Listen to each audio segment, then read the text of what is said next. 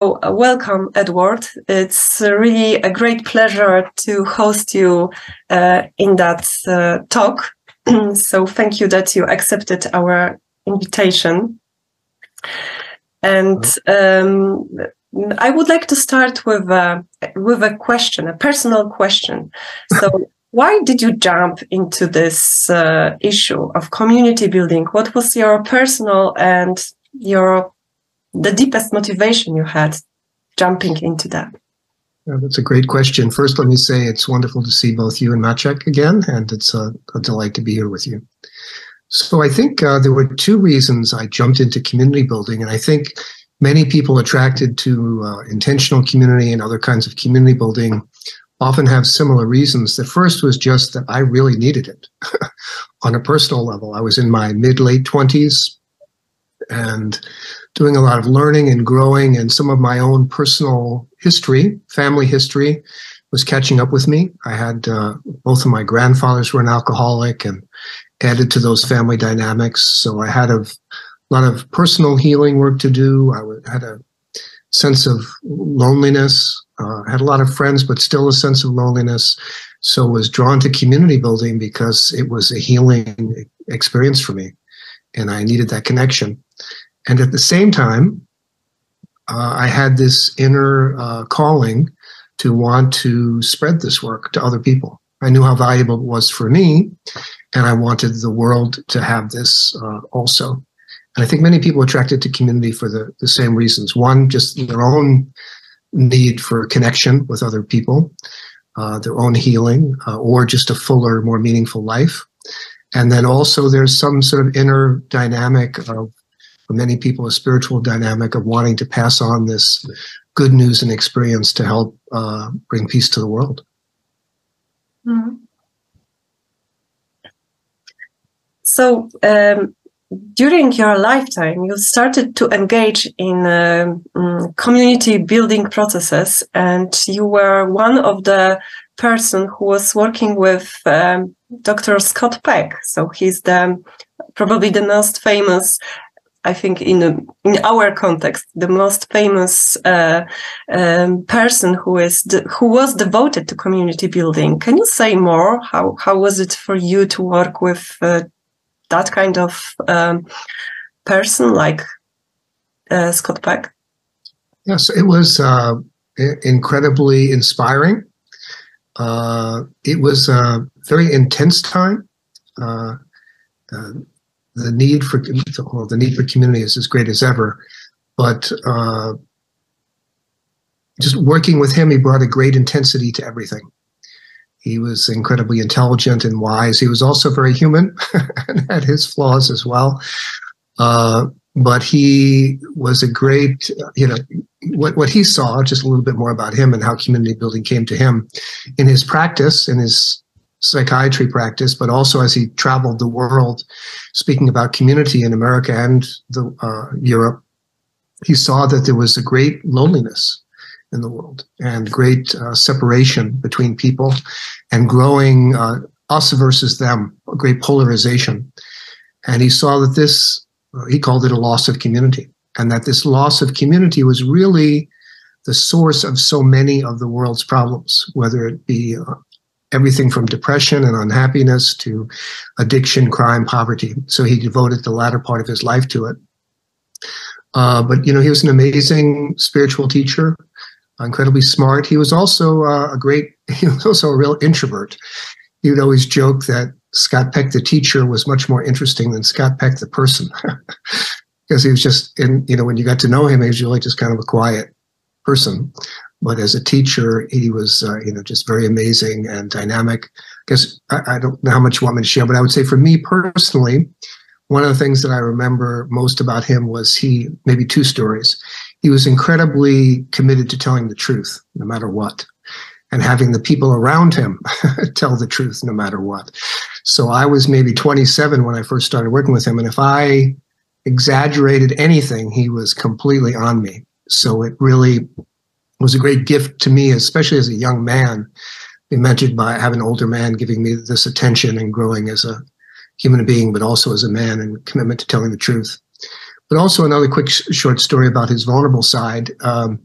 I used to work, one of the things I did was help him organize events.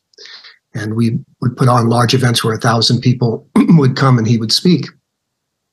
And he was an incredible speaker, and they were very successful. And after one of these events, being an introvert, after you're in front of a group, you become very vulnerable, and you're sort of a bit tired. And in the car with me, as we were driving back to the hotel, he asked me if he could smoke in the car. He smoked. Some people don't know this about him. So again, very human. But he, and I said to him, sure. And he just said, here I am, this great, people make me out to be this great teacher, but I can't even quit smoking, So he was very brilliant, but very human at the same time. And I think this is what gave him his wisdom, is he had his own challenges and he learned from his own challenges. Mm-hmm. And how is this work relevant these days? Because it was developed, 40 years ago, maybe? I mean, during the Cold War. And it was, the hope was to bring peace during the Cold War. And now we are in a completely different predicament. Yeah. And how... Yeah. Yeah, how is it different now? How is the context different? And how is this work evolving? Or, how does it relate differently to the reality these days? Yeah, that's a great question. So I would say that things aren't so different. They're actually the same, but worse. And, when I was working with Dr. Peck, when we started his nonprofit foundation, we were doing 5 to 10 workshops a month, and people from around the world would travel to Knoxville, Tennessee, where I live, to come to workshops. But this was because, his books were so popular that many people knew about him. But after he had his health faltered and he passed away, the work went into the background. And I think this was because in many ways he was ahead of his time. And so, back then, if you talked about yoga, many people were threatened by yoga. Well, what is this Eastern tradition? Or, what is community building? In those days, it was called New Age.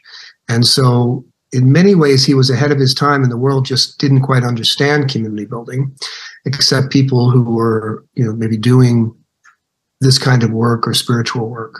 So I would say the theme of polarization, for example, is much worse. I think this is true throughout Europe and America. If you look politically, people can't talk to each other, can't solve problems together anymore. Polarization between religions is worse. The threat of global war is more present than I think it's been in 50 years. So I don't think they're different. I think they're more intense and they're more exacerbated. And one thing that is different in a hopeful sense is that now people are more receptive to hearing about community building, where 30 years ago I would talk about community building and people didn't quite understand. Now when I talk about it, people do understand and say, I want that, I need that, and the world needs that. So so things are worse, and still in some ways there's more hope because people are more receptive. Mm-hmm. So we talk about the community, and there is lots of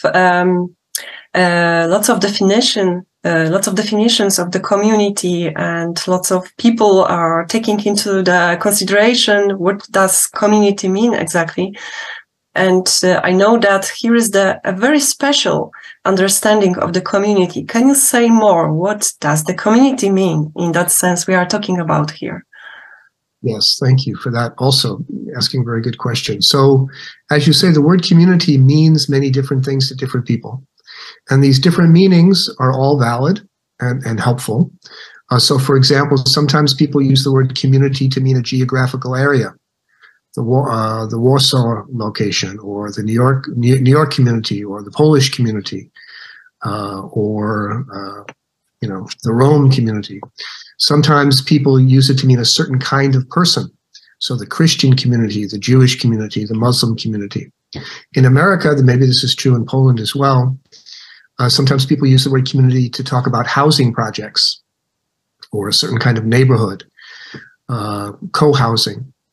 But the way Dr. Peck used the word was in a very special way, perhaps a deeper way. And what he meant is that the word community is an actual experience that a group of people can have. And it may last 5 minutes, it could last a month.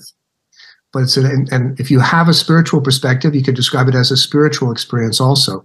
But you don't need to have any particular religious beliefs, but it's a group experience. And this experience involves a depth of authentic communication, and we describe it as unusual safety and extraordinary respect. So many people describe this experience as being life-changing, healing, and this, in short, it's an experience of unusual safety and connection. And so you can live together, for example, in an intentional community and never have this experience of community. I'm doing work right now with monasteries and convents. And so some of the priests and nuns have never experienced this community in the group that they live with. In order to have this experience, and so one of the things we talk about is that there are different stages that groups go through, and I won't go through all of them, but the final stage is this experience of community. To be able to move through the stages and have this experience of peace and connection and unusual safety, you need to have certain skills and certain understanding of certain principles and ways of communicating. And this is what Peck developed, was this community building workshop to teach these principles and skills and ways of communicating so that you can have this experience. But I would say that what's happening in the world now is people are, if I can riff a little bit, people are looking for happiness in the wrong place. They think they can get happiness either through an addiction or an escape when looking in their cell phone or a new house or a new car. And those things help you avoid difficulty for a moment or maybe for a week, but there is no deep sense of peace or happiness, where this experience of community is an experience of understanding what it's like to be truly alive and to feel a genuine peace and connection with other people and a reason for being alive. So it's incredibly renewing and gives people a sense of hopefulness and peace and joy in life. And this is why so many people seek alternative communities, is to find that experience, because it's so rare in our world today. Mm-hmm. We've forgotten how to do it. We've forgotten how to communicate in deep ways and to have this deep experience. So do you think that when you describe it in that way, so do you think, does it also have this dimension, spiritual dimension? Because you are saying about the people and healing part of being together, and that people are rebuilding their hope. But do you consider it also in this spiritual way? So personally, I very much do. And I also do work with a lot of government organizations in America, where we provide this experience to people in jobs programs or people coming out of prison, because it helps them heal and be successful in life. So sometimes I'm not allowed to talk about the spiritual dimension. Mm. So being religious or being so-called spiritual is not required to be a participant. But my experience is that this is absolutely a spiritual process, where we talk about, and all the world's great religions have a concept like this, that we have a false self. Sometimes we call it the ego, this part of us that has a mask to the world, or is showing up to the world in a certain way that is somehow false. And then we have a deeper true self. And sometimes we're disconnected from this deeper part of us. And the community building process, the secret to having this connection or expression of our true self, or in the Buddhists would call it original nature, Christians also often call it the true self, Jewish tradition, Muslim tradition, it's more like the true self. To experience this is having this safety, because this deep part of us is shy. So the community building experience creates this safety where we're able to experience the spiritual level of our being, our authentic self. And this is why we have this experience of peacefulness. And in order to get there and move through these stages, we need to let go of things. My favorite poet, Rumi, says, great he was a great scholar and Sufi mystic who was loved by Jews, Christians, Hindus, and Muslims alike. He, a great spiritual teacher, he says that, your task in life is not to seek love, but instead to remove the barriers that prevent you from receiving it. And this is exactly what the community building process does. The spiritual process is it helps you let go of this armor that you have put up, or these ways of being that are not helpful. And when you're able to do that, then you can be more fully in the present moment and connect with other people. So I sometimes describe this as a group mindfulness process to people who are attracted to Eastern traditions, where we're finding out what prevents me from being in the present moment and letting go of those. Or if you're from a Jewish, Christian, or Muslim perspective, we could call it a contemplative process, where we're removing obstacles to having a closer friendship with God. And to say one more about this, one of the things that's unique about community building process, I personally attend and sometimes lead meditation retreats, silent retreats, or mindfulness retreats. And these retreats really are individual experiences with a group. So I have my individual experience. There may be some kind of group dynamic, but it's really an individual experience, but I'm with a group of people. Community building is actually a group experience. You have your individual experience also, but it's focused on the group reaching a place together. And this makes it very unique and especially valuable for our times, because we really need this with the polarization in the world. Thank you. So does it mean that to find my true self, I need the group in a way? So it's as if, the path to my deeper true self is through being with other people. This is absolutely my experience.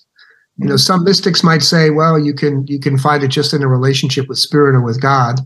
But I think in general, especially for most human beings, I really only know myself in relationship with other people.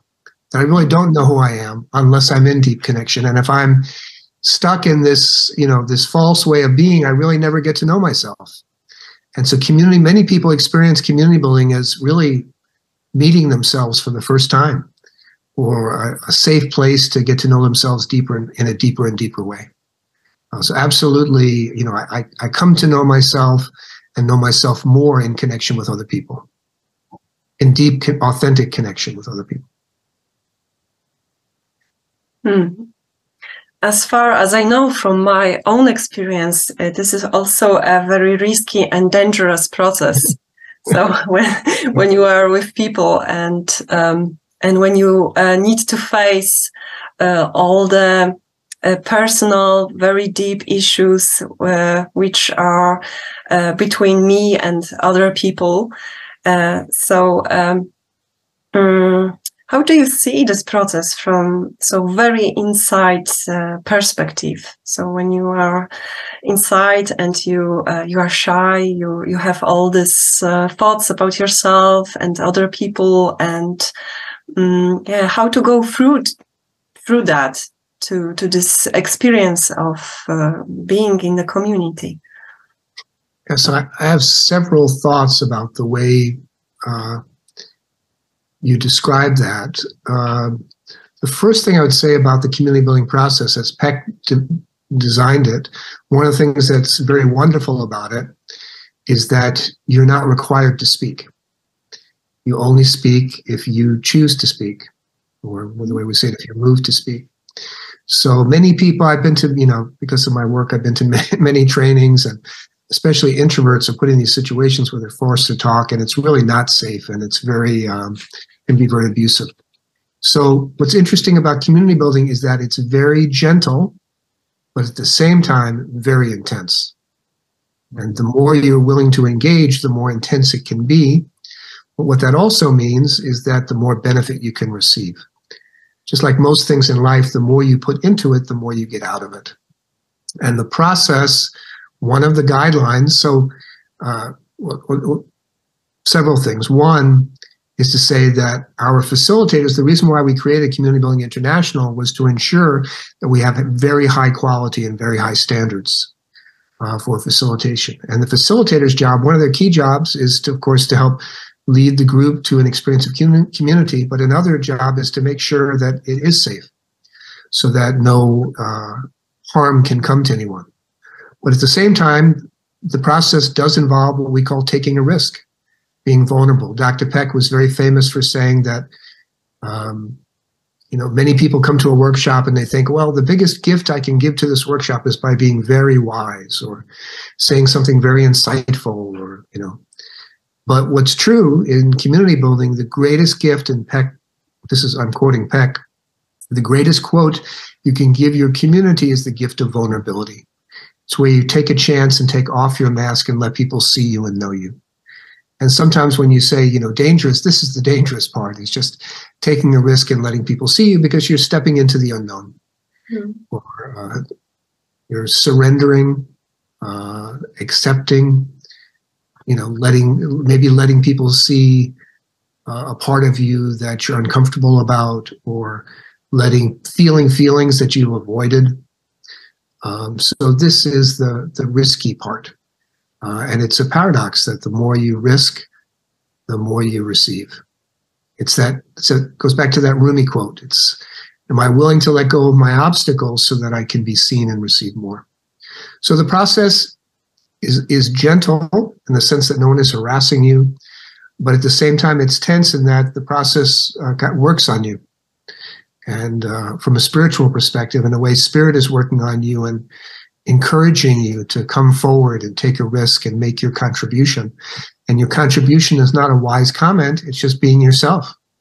And for many of us, and for a long time myself, when I came to community building, I didn't quite know how to do that. And this is the secret of the workshop, is it teaches you the skills and the principles and the tools to make it safe for other people and to make it safe for you to take a risk. Sometimes we call community building a laboratory, for communication. It's a laboratory for becoming your true self. Did that answer it? Yes. Yeah. Yeah. Go. Go, Maciek. Yeah. So you mentioned that when you were young and you were with Dr. Peck, it was also important for you as a young man to be in this presence of this kind of mentor or elder. Yes. And I'm wondering, for younger people, maybe for all of us, but I mean, especially for younger people, how is taking part in community building? How can it be a part of growing up, or how can it support, my also, taking steps and becoming more adult or wiser, or yeah. Well, I think, one way to think of the spiritual journey, which we've been talking about, or the journey to full selfhood, is learning about this false self and letting it go. And for many people, part of what that means is healing trauma from their background. And some people don't even know they have trauma.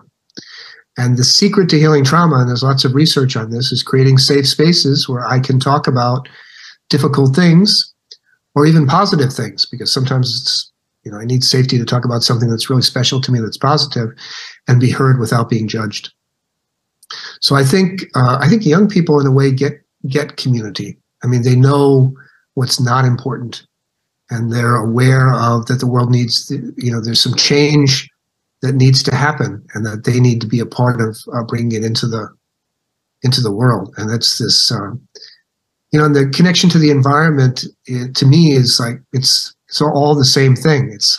Am I in community with the physical world? Am I in community with the environment, or am I oppressing it? Am I in safety with the world?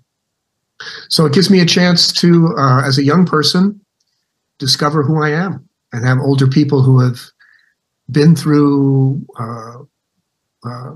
more difficult issues to hold the space for them and to affirm them. And for men in particular, I mean, I think it's true for men and women, everyone needs community, but for For men, we also do men's only workshops. And men especially need to, in order to become a man, you need to learn what it means to be a man from older men and to be seen and blessed. For women, that's also true, but it comes more biologically. Where men, it needs to be taught. And one way to think of community building also is that it's a kind of initiation. Going through these stages and letting go in order to reach this experience of community is a kind of initiation. Thank you.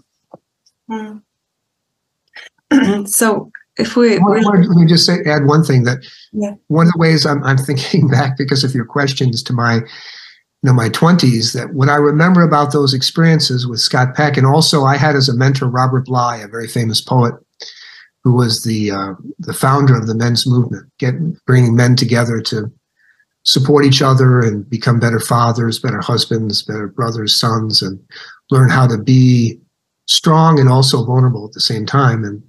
But what I remember about these experiences was just a sense like, this is how it's supposed to be. It's not supposed to, people aren't supposed to be so lonely and disconnected and not feeling peace. This is how it's supposed to be most of the time, but we just don't know how to do it.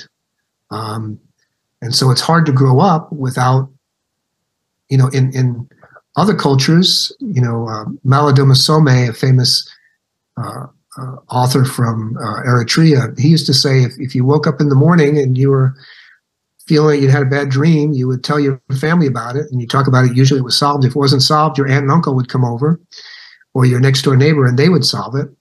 And if that wasn't solved, then the elders would get together with you. And if that didn't work, you'd go to the medicine man. But within 4 or 5 hours, everything was solved. And now in our world, if you're lucky, in 6 months, maybe you see a therapist to get it handled. So community is just so rare, and these experiences are becoming less rare, but the community building workshop is just so valuable in having these experiences of deep peace and connection to learn who you are and to grow. Mm-hmm. Beautiful, thank you. Yeah.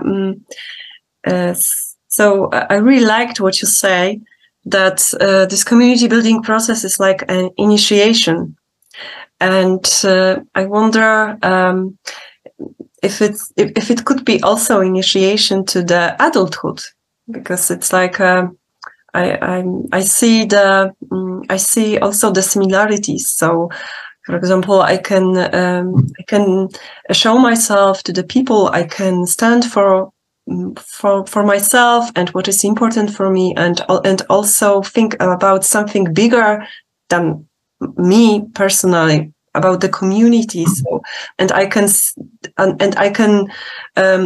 also I can also see the roles I have in the community. So it's really helpful to really go into this next stages of adulthood and finding your own place in the community, in the village, in the society, I would say. This is absolutely true and very important what you're saying.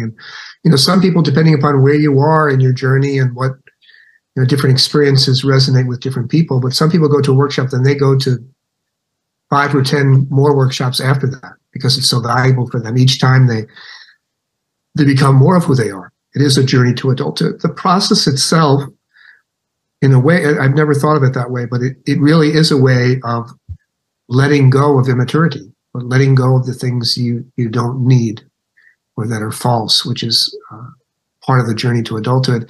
And it's part of the natural part of, I don't know if you're familiar with the very famous mythologist and scholar Joseph Campbell, but he has a book called The Hero's Journey, which is about the journey to adulthood.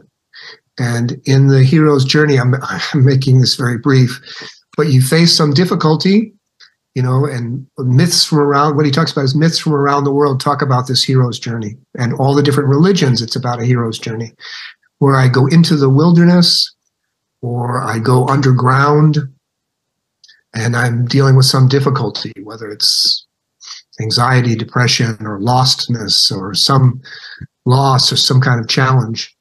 And I need to go inside and I need to look. And then after I look and do my inner work, then or using a biblical metaphor, I go into the belly of the whale. And then I do my inner work, and then I come out, and then I'm healed, and I've learned something, and I now have wisdom through going through this difficulty, this kind of initiation. And the natural next step is I want to share it with the world. In Christianity, they call it spreading the good news. The problem is that some people think the good news means you have to believe this, which is not the good news. The good news is sharing the wisdom from your experience. So it's a natural step.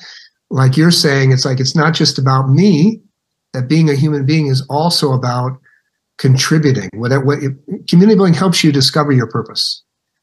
And purpose can change, but usually there's a fundamental purpose in your life. And I call it, it's either from some wound from your childhood, or from some difficulty you faced as an adult, or something that gives you great joy. One of those three things, and then you want to give that and spread that to other people.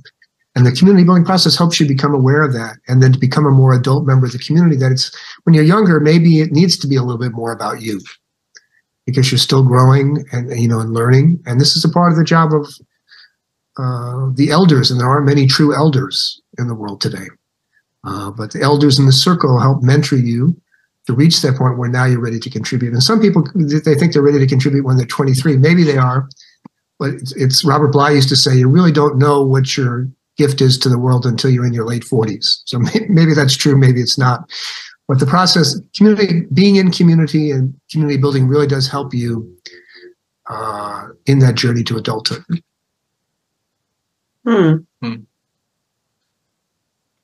I just want to say to the listeners that I'm 45 and I'm starting to have a hint of what it may be about. So this is on point, exact number.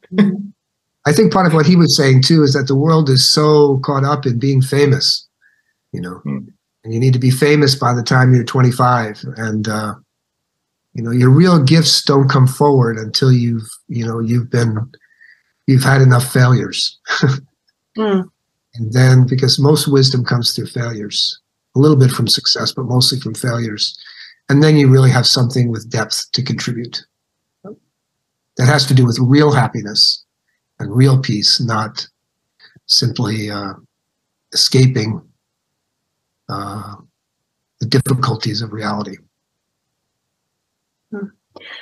It sounds also like this is a lifelong practice to be in this community building process, because of course we can go for the workshop and experience this community state with people, but the question is how to bring that qualities into daily life, and how to spread this and how to cultivate that qualities with people who weren't on that workshop. So this is also the challenge, how to live with that qualities you discovered on the workshop. Do you have any ideas what could be helpful for people to not to forget about these qualities they learned during the workshops, and how they can live by these qualities in their daily life? So a couple of thoughts. We have several different kinds of workshop offerings. One is the classic workshop developed by Dr. Peck. We call this a community building workshop. And this workshop is completely 100% experiential, and you move through the stages and you have this experience of deep community, and it's very life-changing. But sometimes people go through this experience and they say, that was amazing. I'm a different person, but I'm not sure what I learned. I just had this powerful spiritual experience. So this is why we developed the community building skills training, which we will be offering. Very excited to join you in June in Poland, where we identify the specific skills and the specific ways of communicating that are needed to build this experience with two people or your family or a group. And we also have circle time, so we still have this powerful spiritual experience of community as well. So the skills you learn, and the way we have it set up, is so that you can bring these skills back home. In fact, we give you homework assignments to practice it with your family and friends. So you will be equipped with a foundation of skills. But I think, the first thing is find, in addition to that, is in your immediate circle, your family and friends, is to let them know about it, have them go to a workshop to get these foundational skills, but also just your being a role model will pass things on to them. But sometimes, I mean, if we're telling the truth, sometimes our friends and family don't want to go on this journey.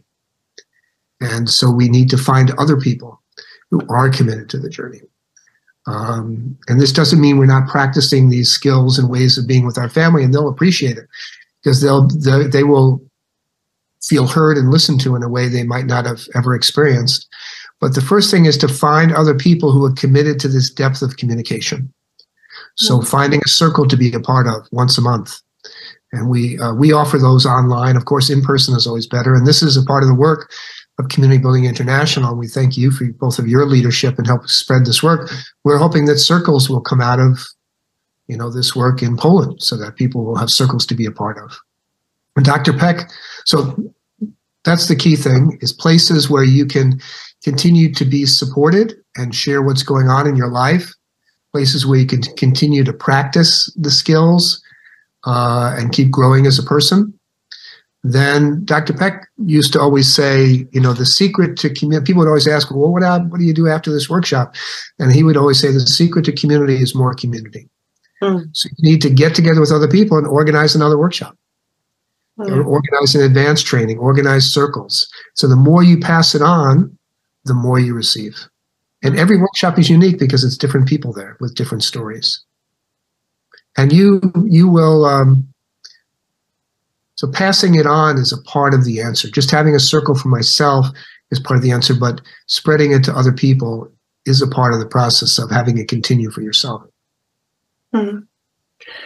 For me, it's a really important issue that we can learn those guidelines or those tools because nowadays, so where we are we're really facing such big challenges like a climate change and possible social collapse because of the climate catastrophe and all these challenges connected with what is happening in the world. So I found it really crucial to have tools which are very helpful to really switch the perspectives very quickly. So that we can use in a different environment, social environment, that we can, so this idea that we can learn how to be in much more peaceful way with people or how to cooperate together in a short period of time. So it's something very important for me that we can really learn such tools in a short period of time because we don't have this time for many of years of practicing love to each other. Yes. So what you said many important things. One is this idea that what the community building workshop, community building skills training does is it teaches, the process, the community building process collapses. In English, we say it collapses time. So what might take years can actually just take a few days in building connection and commitment to each other. I have a colleague who works with ex-offenders coming out of prison, and he's a very upper middle class white person. Most people in America coming out of prison are from poverty and usually people of color. He said it would take him 3 years to build trust with these people in the program, with people in the program, or with a person like him. But instead he can go through a community building workshop and it just takes a weekend. And there's this incredible trust. The other thing is that, I think a case can be made that there are different approaches to social change. And sometimes being very active and vocal is needed. But my own experience is that deep change, sustainable change, happens from a place of connection and love. Peter Block, who does a lot of work in community building in America, he's written many books about community, and a famous consultant, he says that authentic relationship is the vehicle for positive change. That yelling at people and telling them how they're wrong doesn't really create sustainable change. It's when we have a relationship with someone, and as they get to know you, and I see you, and they see me, and we're in relationship, that things can shift and move forward. And I think this is an important thing that you're saying. But there's another dimension to this, is that, people are addicted to things which are not good for the environment. And they're addicted to these external things, whether it's a black BMW or escaping on my cell phone. And people are not going to give those things up, even though they don't give deep peace or happiness. They're not going to give those things up unless they have an alternative that it really is meaningful. And community is that. And that's why community building is the secret to a peaceful world, is it gives people an experience of something different. It's like, well, this is what life is supposed to be. I don't need those other things.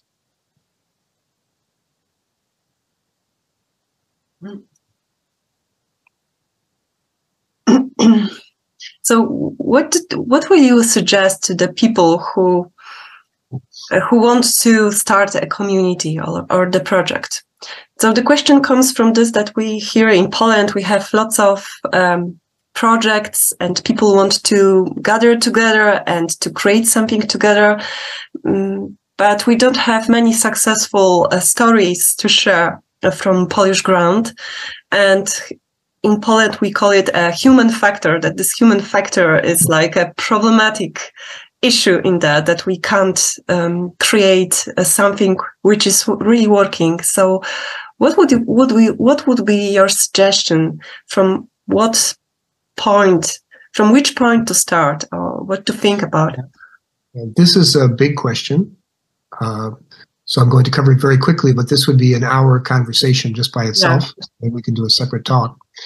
So when I call this ongoing community, where people are committed to living from a place of ongoing community rather than just a weekend experience. So I can have a weekend relationship with someone and we have a great time and it's over, but being in a marriage is something different, right? So in creating an intentional community, there are many different dimensions to this.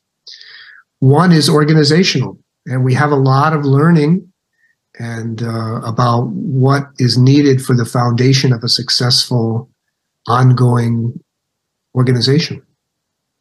So having very clear purpose, why do we exist? And making sure that all the members agree and co-create this. So I have done work with intentional communities. You'd be surprised how many people are not on the same page about the purpose. And this sounds very simple. I'm just mentioning it. And some people come, my experience also is some people come to intentional communities to get away from people, not to be with them. So you need to make sure you have people there who are, I'm here to be with people. So part of this vision is, what is my purpose? What are my values? What's really important to me? Some people, processing and learning together is important. Some people, connection with the earth is important. Some people, a particular religion is important. So getting very clear that we're all about the same thing. And some people don't do that initial work and really explore it. And then, having a vision, where do we want to be? These are the first steps. Where do we want to be 5 years from now? It may change, but what is our picture? How many people do we want to have? And what do we want to look like? And do we want to be sharing economic resources, or is it more of a village? How do we make decisions? All these different elements. What are the roles and responsibilities that we're playing in the short run and the long run? And there are many advanced intentional communities that have gone through this journey. And I think one of the things you want to do in the beginning is learn from them what those things are. And so there's more. Yeah. Then another thing, I don't know. It's hard to answer this question in a short period of time. But also on the human side, this sounds very simple, but it really needs to be practiced. Is sometimes people in community focus on, well, this person needs to grow, or this is what they need to work on, when really you should be spending more time talking about what are people doing well and what do you appreciate about them. People will know what they need to work on But sometimes in intentional community, people focus so much on people's flaws, where we know in successful long-term relationships or successful marriages, we focus more on what's going right and how can we reproduce that. So those are just some highlights. Did I answer that enough, or should I go further? Yeah, I think there's lots of issue, but go on. Let me just say two other things. Like in the beginning, even just if you have a small group that's getting started, which I think is what your question was, getting clear on purpose, values, vision, also having agreements in the beginning. How are we going to be with each other? How do we make decisions? When will we meet? If we have a conflict, how will we resolve it? If there's any money involved, how will we handle that? And not that you have to memorize all these expectations and agreements, but conflict happens when you don't have agreement about expectations. So you talk about all those things. Yeah. Also doing basic things like learning about each other, whether it's Myers-Briggs or I'm forgetting the other one, but just what strengths do you bring to the table? What are the areas that are not your strengths? And then getting clear roles and responsibilities in the beginning. How do we make decisions? Who's doing what? Who's leading meetings or other tasks and chores, things like that. Yeah. I have one specific question about it. The purpose or the vision. Sometimes people say that it should relate to something like a higher value, or something greater, or even a spiritual or a sacred thing. And many successful communities have this kind of sacred work aspect to them. That even if we are in conflict, we are still serving something greater than us. Can you say something about your experience with that? I would say this is an essential component. That to me, it's a part of the definition of purpose, is that you're serving something greater. And this is what keeps things together. The purpose keeps things together. What's important, what our values are, keeps us together. And then also, in the end, just like in a romantic relationship or a marriage, sometimes just commitment keeps us together. It's just that I said I'm going to do this and stay committed, and maybe for a week or maybe for a year, I just stay committed, and then things change, and then the good things happen again.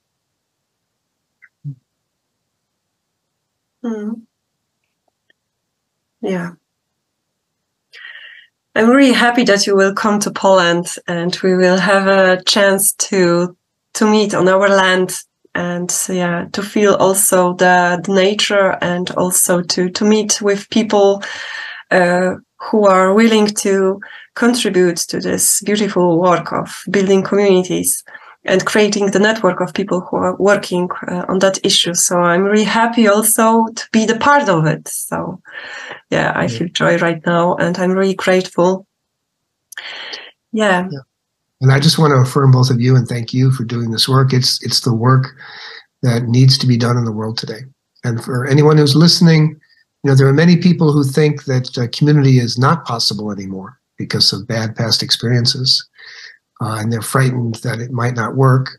And what I can tell you is that this community building process, the whole idea is that there are these skills and tools you can learn to build these deep relationships and have this experience. And that hope, is real, and this experience is real, and I hope you'll join us. Edward, would you mind sharing a poem that can prepare us for the workshop? Sure. Okay, this is a poem I like. It's from a Spanish poet, Antonio Machado. And he says, the wind, one brilliant day, calls to my soul with an aroma of jasmine. And the wind says, in exchange for this jasmine odor, I would like all of the odor of your roses. But I said, I have no roses. All the flowers in my garden are dead now. But the wind said, that's okay. I'll take the water in the fountains, the yellow leaves, and the dried up petals. The wind left, and I wept. And I said to my soul, what have you done with the garden entrusted to you? And so I think community building is very much about taking care of the garden given to you, and this world and the earth has been given to us, and community building is a part of the answer to taking care of ourselves and others and the world and the earth. Thank you for asking me for that. It's a good way to end. Yeah. Thank you. Thank you for that work, and thank you for your engagement and commitment and passion, and your passion for that job. Thank you. Beautiful job. I will see you in Poland. Yes. Yes. See you in Poland. See you in Poland.